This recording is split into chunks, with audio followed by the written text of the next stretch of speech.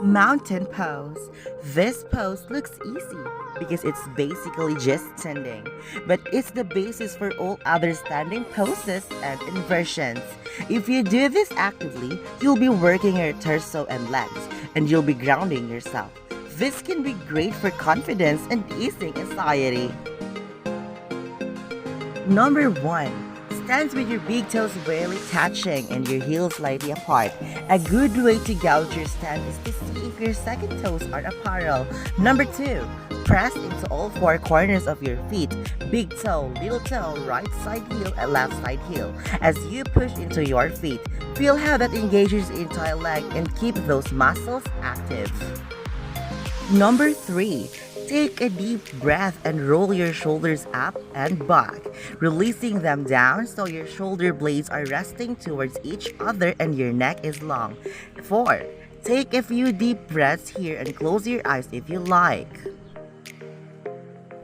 Forward fold. When you're ready to move on, take a deep breath. Number 1. On your inhale, lift your arms to the sides and up over your head.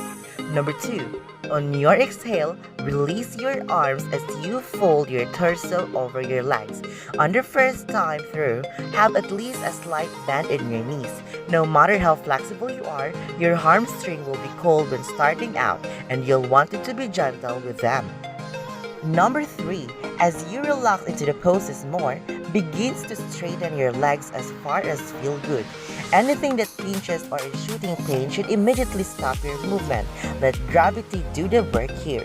Don't pull yourself down and try to force the fold. Number 4.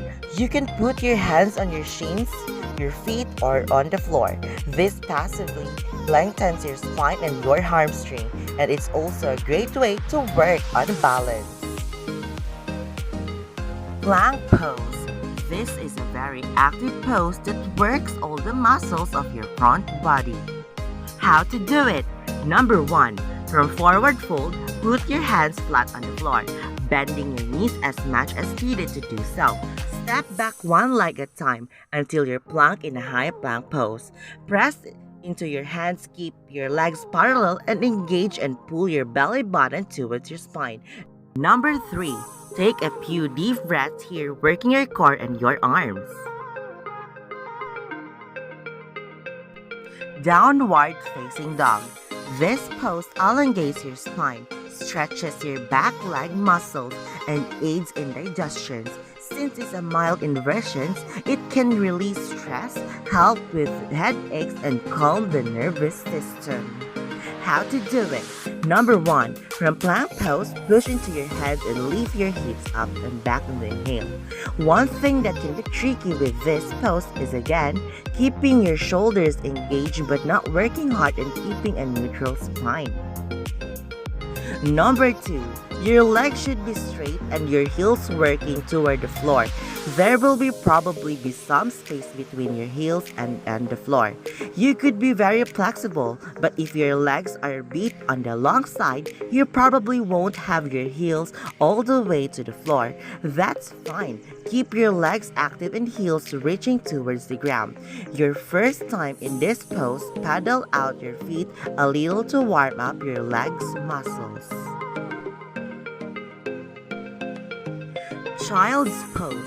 In any yoga class, this is a good pose to come to if you want to rest and to reset your nervous system. How to do it? Number 1.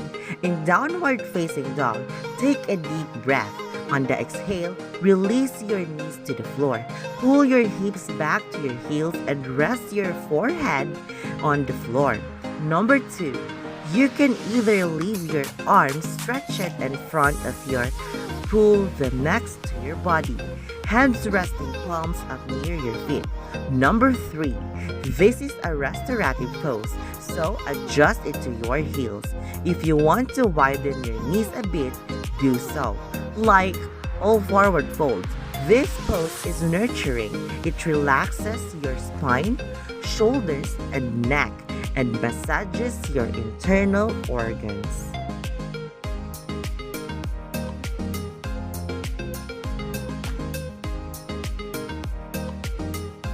Thank you for watching. Bye!